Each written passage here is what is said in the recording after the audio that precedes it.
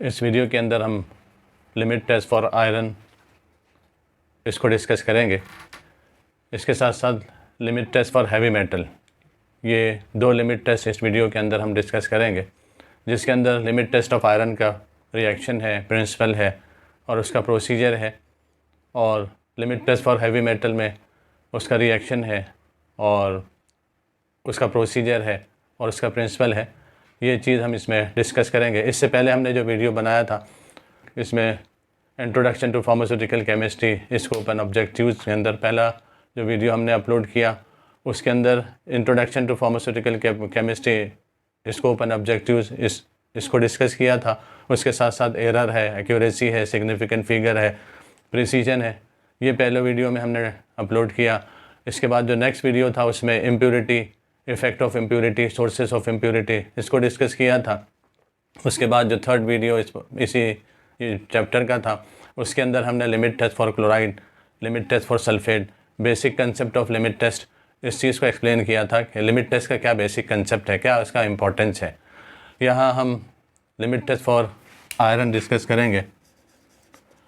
Limit test for iron, जैसे हमने इससे पहले वीडियो में डिस्कस किया कि लिमिट टेस्ट को जो परफॉर्म करते हैं किसी भी सब्सटेंस में, किसी भी कंपाउंड में, किसी भी ड्रग के अंदर इम्प्योरिटी को आइडेंटिफाई करने के लिए हम लिमिट टेस्ट परफॉर्म करते हैं। लिमिट टेस्ट फॉर आयरन हम जो परफॉर्म करेंगे, किसी भी सब्सटेंस में आयरन इम्प्योरिटी को डिटरमाइन करने के लिए हम limit test for iron perform करते हैं।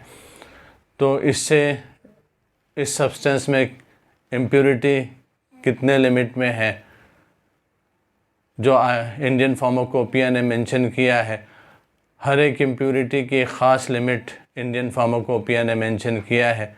जैसे लिमिट टेस्ट फॉर क्लोराइड है, उसकी लिमिट 25 ppm मेंशन किया। लिमिट टेस्ट फॉर सल्फेट है, उसकी लिमिट 10 ppm मेंशन किया।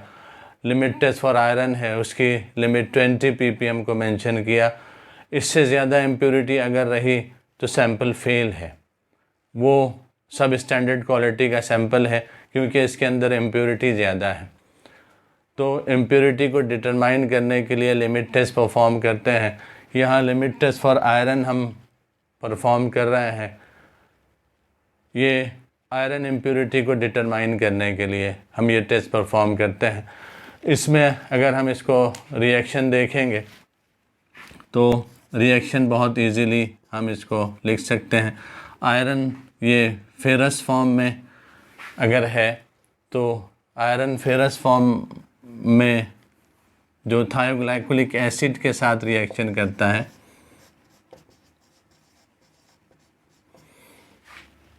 थायोग्लाइकोलिक एसिड के दो मॉलिक्यूल हैं। आयरन, ये फेरस आयन हम बोल सकते हैं इसको, फेरस आयन थायोग्लाइकोलिक एसिड के साथ रिएक्शन करता है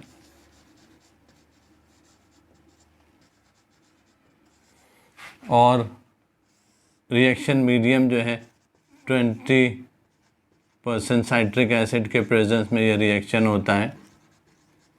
और इसमें जो कंडीशन रहती है वो अमोनिया से अल्कलाइन कंडीशन को मेंटेन करते हैं, तो हम इसको लिख सकते हैं अमोनियकल alkaline medium.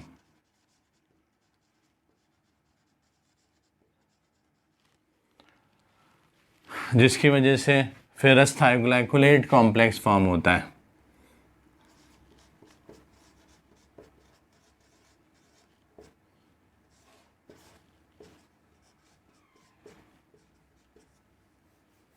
Ferrous thioglycolate complex form होता है।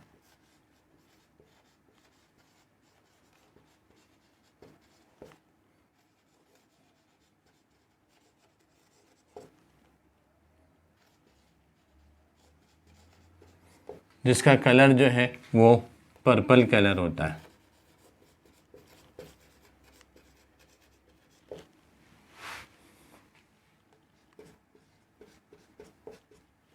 तो इस तरीके से हम इसका रिएक्शन लिख सकते हैं कि लिमिट टेस्ट फॉर आयरन में फेरस आयरन जो फेरस फॉर्म में होता है वो थायोग्लाइकोलिक एसिड के साथ रिएक्शन करता है 20% साइट्रिक एसिड के प्रेजेंस में अमोनियकल एल्कलाइन मीडियम में, जिसकी वजह से फेरस थायोग्लाइकोलेट कॉम्प्लेक्स फॉर्म होता है, जिसका कलर जो है, इस कॉम्प्लेक्स का कलर जो है वो पर्पल कलर का होता है। तो इस तरीक़े से इसको हम इसका रिएक्शन लिख सकते हैं। अब इसका प्रिंसिपल अगर हमको लिखना है तो यही रिएक्शन को देखकर हम इजीली इसका प्रिंसिपल लिख सकते हैं कि प्रिंसिपल के अंदर में जो हम रिएक्शन करवा रहे हैं कि फेरस आयन थायोग्लाइकोलिक एसिड के साथ रिएक्शन करके जो है फेरस थायोग्लाइकोलेट कॉम्प्लेक्स फॉर्म कर रहा है in presence of 20% citric acid in ammoniacal alkaline medium. तो यहाँ हम इससे पहले जैसे हमने प्रिंसिपल को एक्सप्लेन किया था वैसे ही सेम इसमें एक्सप्लेन करेंगे। Limit test for iron, limit test for iron is based on reaction between ferrous ion and thioglycolic acid in presence of 20% citric acid in ammoniacal alkaline medium।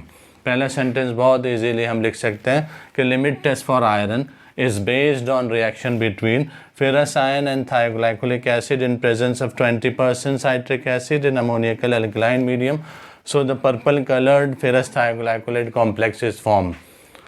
इसका जो principal है कि लिमिट टेस्ट फॉर आयरन ये depend है ferrous ion और थायोग्लाइकोलिक acid के reaction के बीच में इन presence of 20% citric acid. 20% citric acid के प्रेजेंस में अमोनियकल अल्कलाइन कंडीशन के अंदर में कि इसमें अल्कलाइन कंडीशन मेंटेन होती है जो अमोनिया से मेंटेन करते हैं, जिसकी वजह से फिर पर्पल कलर का फेरस थायोग्लाइकोलेट कॉम्प्लेक्स फॉर्म होता है, जिसकी वजह से पर्पल कलर का फेरस थायोग्लाइकोलेट कॉम्प्लेक्स फॉर्म होता है। अब इसके बाद हम जो purple colour ferrous thioglycolate complex form हो रहा है, क्योंकि स्टैंडर्ड में हम 20 ppm आयरन सॉल्यूशन यूज़ कर रहे हैं, तो स्टैंडर्ड में पर्पल कलर डेवलप होगा। तो यहाँ स्टैंडर्ड में पर्पल कलर डेवलप होगा स्टैंडर्ड सॉल्यूशन में, और इसके साथ साथ अगर टेस्ट सॉल्यूशन में आयरन इम्प्योरिटी रही तो टेस्ट सॉल्यूशन में भी पर्पल कलर डेवलप होगा। तो अगर आयरन इम्प्योरिटी टेस्ट सॉल्यूशन में रही तो पर्पल कलर यहाँ टेस्ट सॉल्यूशन में भी डेवलप होगा। अगर टेस्ट सॉल्यूशन में पर्पल कलर डेवलप हो रहा है तो ये जो टेस्ट सॉल्यूशन का पर्पल कलर है हम स्टैंडर्ड सॉल्यूशन के पर्पल कलर से कंपेयर करें। अगर टेस्ट सॉल्यूशन में पर्पल कलर स्टैंडर्ड सॉल्यूशन के पर्पल कलर से कम है, उसकी इंटेंसिटी टेस्ट सॉल्यूशन में पर्पल कलर की इंटेंसिटी स्टैंडर्ड सॉल्यूशन में पर्पल कलर की इंटेंसिटी से कम है, that means less amount of iron is present in the substance, that means sample passes the limit test, कि इसके अंदर लेस अमाउंट में आयरन प्रेजेंट है एज ए इम्प्योरिटी, इसलिए सैंपल पास है, एज ए इम्प्योरिटी इसलिए सैंपल पास है। अगर पर्पल कलर की इंटेंसिटी टेस्ट सॉल्यूशन में ज़्यादा होगी, अगर पर्पल कलर की इंटेंसिटी टेस्ट सॉल्यूशन में ज़्यादा होगी, that means more amount of iron is present in substance as compared to standard, that means sample fails the limit test। जिस लिमिट टेस्ट को फेल करेगा that means this substance is सब standard quality, कि ये substance जो है वो सब स्टैंडर्ड क्वालिटी का सब्सटेंस है। तो इस तरीके से इसको लिख सकते हैं। फिर एक बार इसको रिपीट करेंगे कि limit test for iron is based on reaction between ferrous ion and thioglycolic acid in presence of 20% citric acid in ammoniacal alkaline medium. So the purple colour ferrous thioglycolate complex is form. Next paragraph में the purple colour ferrous intensity of purple colour ferrous thioglycolate complex form in the test solution is compare with standard solution. If the intensity of purple color ferrous thioglycolate complex formed in the test solution is less as compared to standard solution, then sample passes the limit test. The limit test for iron is based on reaction between ferrous ion and thioglycolic acid in presence of 20% citric acid in ammoniacal alkaline medium, which results in the formation. This reaction results in the formation of ferrous thioglycolate complex. The intensity of ferrous thioglycolate complex formed in the test solution is compared with standard solution. If the intensity of purple colored form in complex, if the intensity of purple colored ferrous thioglycolate complex formed in the test solution is less as compared to standard solution, then sample passes the limit test and vice versa. तो इस तरीके से हम इसका जो है principal लिख सकते हैं. अब इसके बाद इसमें कुछ रिएजेंट हम यूज़ कर रहे हैं, जैसे इसमें 20% साइट्रिक एसिड यूज़ कर रहे हैं और थायोग्लाइकोलिक एसिड हमने यूज़ किया है और उसके साथ साथ अमोनिया सॉल्यूशन हमने यूज़ किया है. तो कभी कभी ये रीज़न पूछता है what is the role of thioglycolic acid in the limit test of iron. What is the role of thioglycolic acid in the limit test of iron, के लिमिट टेस्ट ऑफ आयरन में thioglycolic acid का क्या role है. और उसके साथ साथ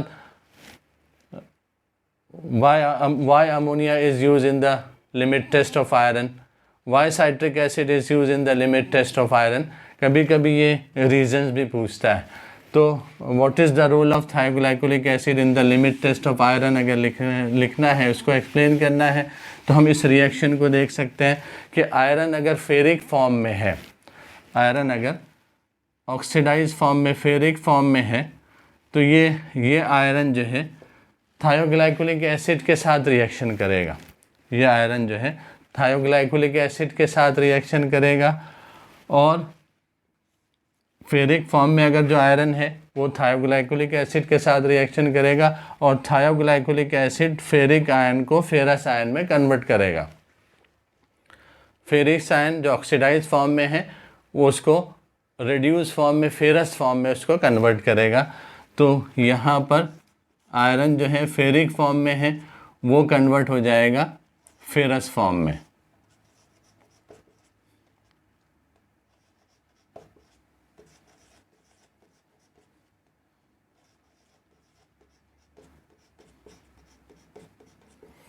ये रिएक्शन हम लिख सकते हैं कि आयरन जो यहाँ फेरिक फॉर्म में है,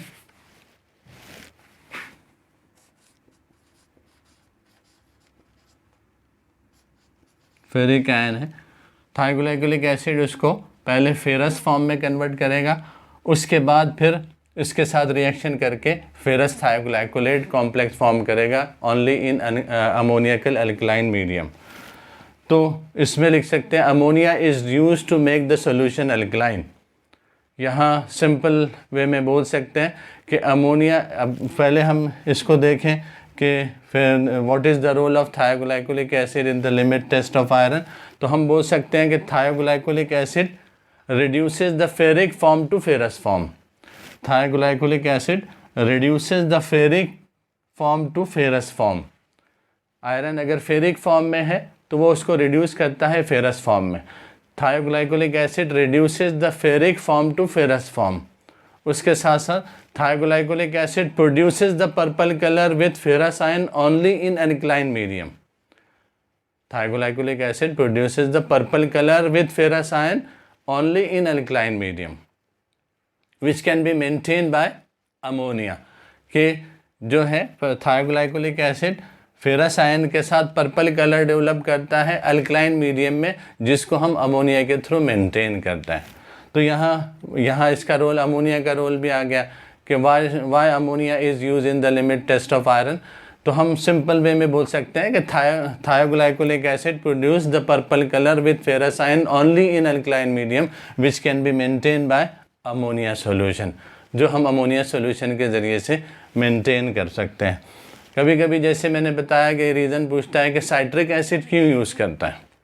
साइट्रिक एसिड क्यों यूज़ करते हैं कि अगर हमने साइट्रिक एसिड को यूज़ नहीं किया तो आयरन और अमोनिया मिलकर कॉम्प्लेक्स फॉर्म करेंगे. अगर हमने साइट्रिक एसिड यूज़ नहीं किया तो आयरन और अमोनिया के बीच में रिएक्शन होगा और दोनों का कॉम्प्लेक्स फॉर्म होगा.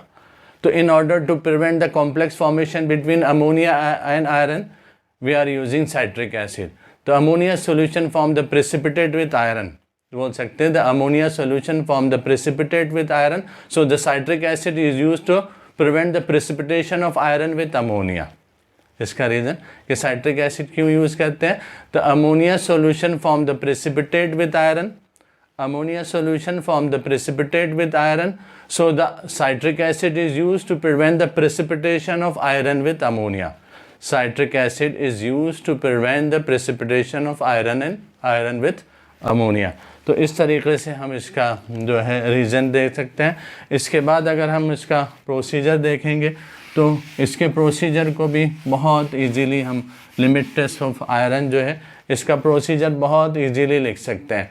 जैसे इससे पहले भी हमने जनरल वे में डिस्कस किया था कि प्रोसीजर में 2 नेस्ले सिलेंडर हम लेते हैं, एक नेस्ले सिलेंडर टेस्ट सॉल्यूशन के लिए लेते हैं और एक नेस्ले सिलेंडर स्टैंडर्ड सॉल्यूशन के लिए लेते हैं।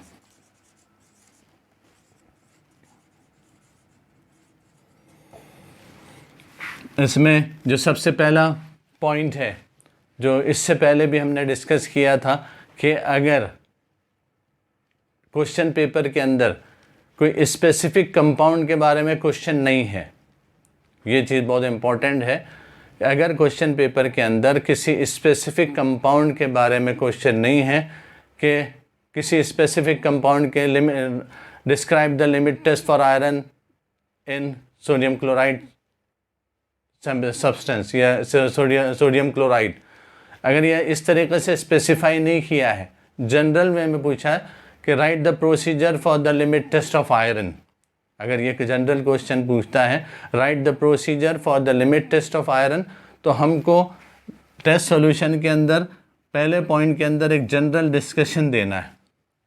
जनरल डिस्कशन देना है, वो डिस्कशन जो इंडियन फार्माकोपिया ने जनरल स्टेटमेंट देना है, वो स्टेटमेंट जो इंडियन फार्माकोपिया ने मेंशन किया है कि dissolve the specified quantity of the sample, dissolve the specified quantity of the substance, dissolve the specified quantity of the substance as given in monograph और prepare a solution of the substance as directed in the individual monograph, के उतनी quantity substance की या उतनी quantity compound की या उतनी quantity sample के डिज़ोल्व करो जितना आईपी ने मेंशन किया है उस स्पेसिफिक कंपाउंड के लिए, या सॉल्यूशन को ऐसे प्रिपेयर करो जैसे सॉल्यूशन के प्रिपेयर करने का डायरेक्शन इंडियन फार्माकोपिया ने उस सब्सटेंस के लिए दिया है।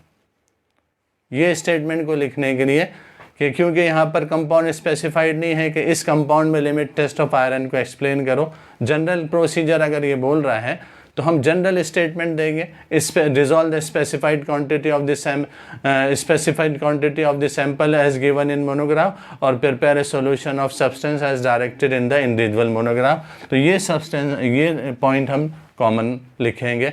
उसके बाद फिर जो स्टैंडर्ड में जो पहला पॉइंट है उसमें लिखेंगे take 2 ml iron standard solution,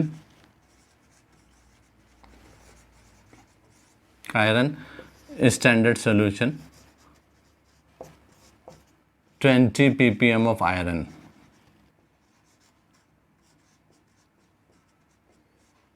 यहाँ पे take 2 ml of iron standard solution in Nessler cylinder, in Nessler cylinder, take 2 ml of iron standard solution in Nessler cylinder and add 40 ml of distilled water and add 40 ml of distilled water। उसके बाद 40 ml distil water उसमें add करना है। इसके बाद जो point number 2 से दोनों में टेस्ट सॉल्यूशन में भी सेम रिएजेंट ऐड करेंगे, स्टैंडर्ड सॉल्यूशन में भी सेम रिएजेंट ऐड करेंगे। पॉइंट नंबर 2 में ऐड 2 ml 20% साइट्रिक एसिड इन नेस्लर सिलेंडर, ऐड 2 ml, यहाँ पर ऐड 2 ml 20% साइट्रिक एसिड इन नेस्लर सिलेंडर। ऐसे ही सेम चीज़ यहाँ पर भी हम सेम पॉइंट यहाँ पर भी लिखेंगे, सेम सॉल्यूशन यहाँ पर भी ऐड करेंगे साइट्रिक एसिड का, add 2 ml of 20% citric acid in Nessler cylinder. ये पॉइंट स्टैंडर्ड में भी सेम रहेगा। उसके बाद थर्ड पॉइंट भी सेम रहेगा। थर्ड पॉइंट में ऐड यहाँ पर ऐड 0.1 ml थायोग्लाइकोलिक एसिड इन नेस्लर सिलेंडर। इसमें भी स्टैंडर्ड सॉल्यूशन में भी सेम रिएजेंट हम थायोग्लाइकोलिक एसिड का ऐड करेंगे, ऐड 0.1 ml थायोग्लाइकोलिक एसिड इन नेस्लर सिलेंडर। उसके बाद 4th point, make the solution alkaline with iron free ammonia solution. इसमें 4th point ये है कि जो solution ये है इसको अल्कलाइन करना है अमोनिया से. जो solution है दोनों solution को अल्कलाइन करना है, उस वक्त तक के अमोनिया डालना है जब तक के solution अल्कलाइन ना हो जाए. दोनों भी नेस्लर सिलेंडर में अमोनिया को ऐड करना है, उस वक्त तक के अमोनिया ऐड करना है. इसमें क्वांटिटी मेंशन नहीं है. उस वक्त तक के अमोनिया सॉल्यूशन ऐड करना है जब तक के सॉल्यूशन अल्कलाइन ना हो जाए. तो 4th पॉइंट के अंदर हम लिख सकते हैं make the solution alkaline with iron free ammonia solution. Make the solution alkaline with iron free ammonia solution. इसके बाद जो नेक्स्ट पॉइंट है, दोनों में ये पॉइंट रहेगा. उसके बाद नेक्स्ट पॉइंट जो है dilute 250 ml with distil water. Dilute 250 ml with distil water. दोनों में इसको भी डाइल्यूट करना है डिस्टिल वाटर से अप टू 50 ml, इसको भी डाइल्यूट करना है 50 ml तक के विद डिस्टिल वाटर में के साथ में इसको डाइल्यूट करना है. तो dilute 250 ml with distil water. इस टेस्ट सॉल्यूशन को भी और स्टैंडर्ड सॉल्यूशन को mix well, allow to stand for 10 minutes and compare the test solution with standard solution. Mix well, allow to stand for 10 minutes and compare the purple color in the test solution with standard solution. तो इस तरीक़े से हम इसका procedure लिख सकते हैं. इसके बाद जो नेक्स्ट लिमिट टेस्ट है, दोनों भी लिमिट टेस्ट फॉर आयरन का रिएक्शन है, उसका प्रिंसिपल है, उसका प्रोसीजर है, बहुत इजीली हम उसको लिख सकते हैं. इसके बाद जो प्रोसीजर है वो limit test for heavy metal है कि limit test of heavy metal.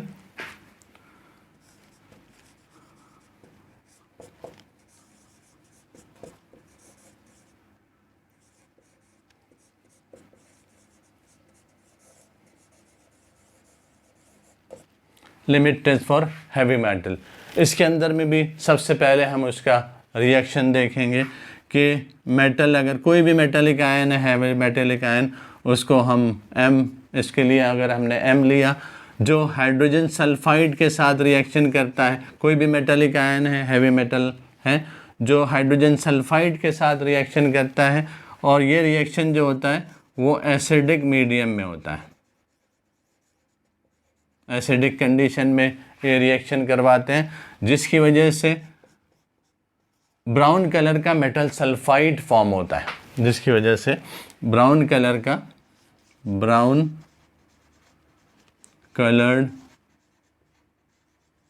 Metal sulphide,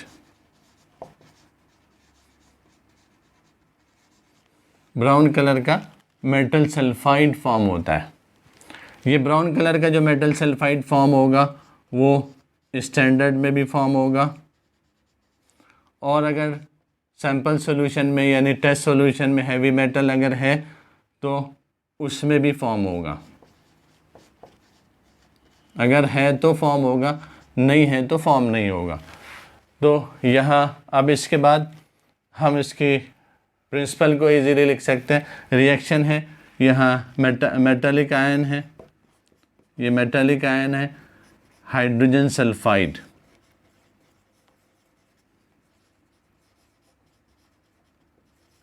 metallic ion hydrogen sulphide के साथ एसिडिक मीडियम में रिएक्शन करता है, जिसकी वजह से ब्राउन कलर्ड का मेटल सल्फाइड फॉर्म होता है. तो अब इसके अंदर प्रिंसिपल में हम यही लिखेंगे कि limit test for heavy metal, it is based on reaction between metallic ion and hydrogen sulphide in acidic medium. So the brown colored metal sulfide is formed. Limit test for heavy metal is based on reaction between metallic ion and hydrogen sulfide in presence of acidic medium in acidic medium. So the brown colored metal sulfide is formed.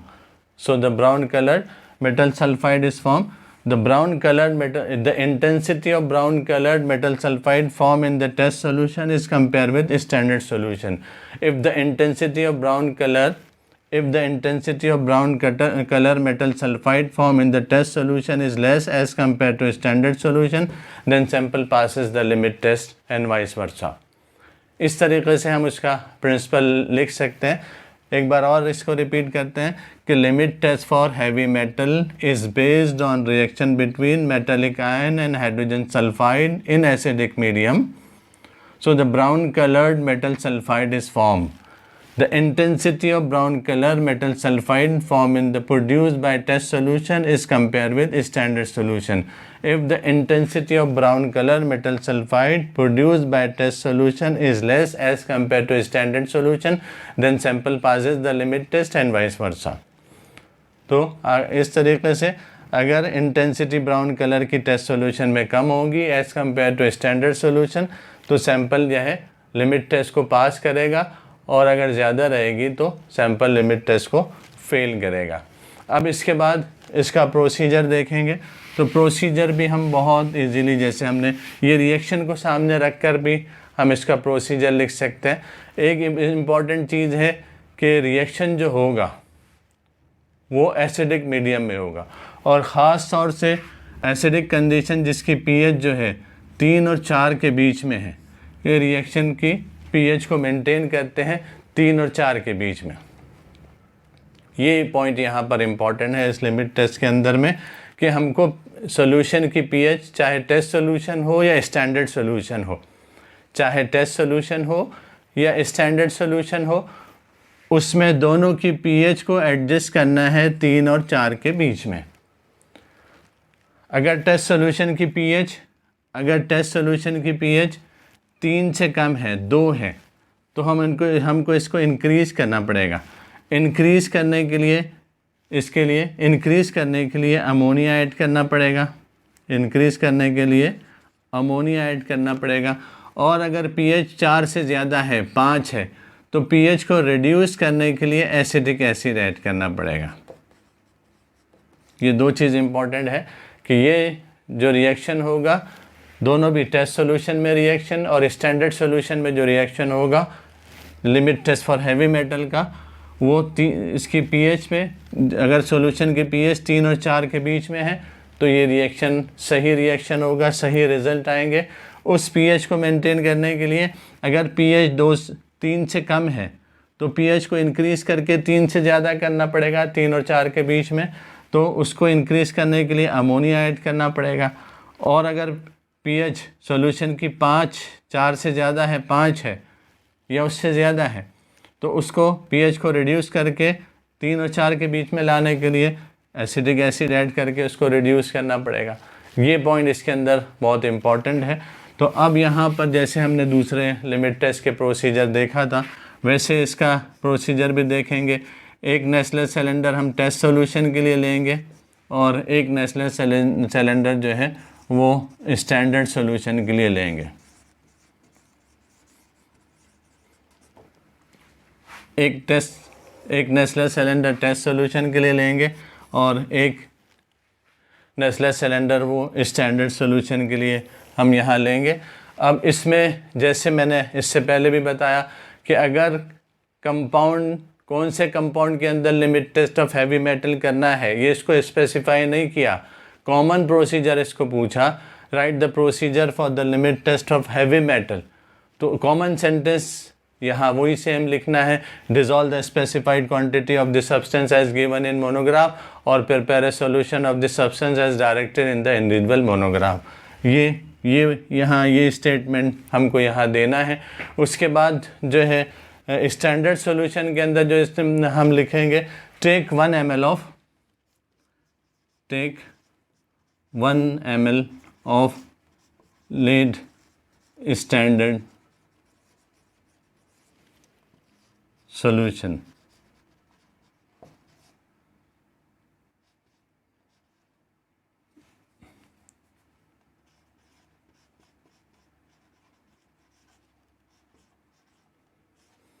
Take 1 ml of lead standard solution in Nestle cylinder.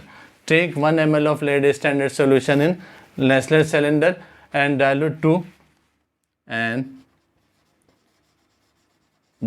to 25 ml with distilled water। ये पहला point हम standard solution के अंदर लिखेंगे। Take 1 ml of lead standard solution जिसका concentration 20 ppm of lead है in Nessler cylinder and dilute to 25 ml with distilled water.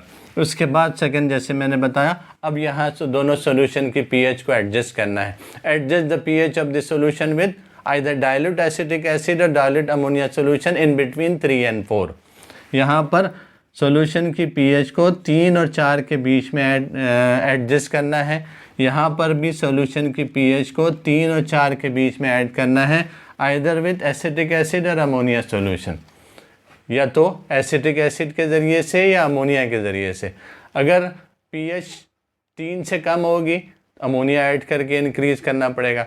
अगर pH 4 से ज़्यादा होगी तो एसिटिक एसिड करके उसको ऐड करके उसको रिड्यूस करना पड़ेगा।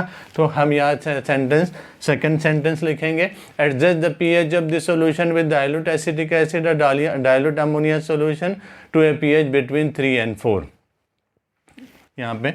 उसके बाद थर्ड पॉइंट दोनों में सेम रहेगा कि dilute with water to about 35 ml, dilute with water to about 35 ml, dilute with water to about 35 ml एल मिक्स। दोनों में भी हम सॉल्यूशन को 35 ml तक के डाइल्यूट करेंगे। उसके बाद add 10 ml of freshly prepared hydrogen sulphide solution and mix.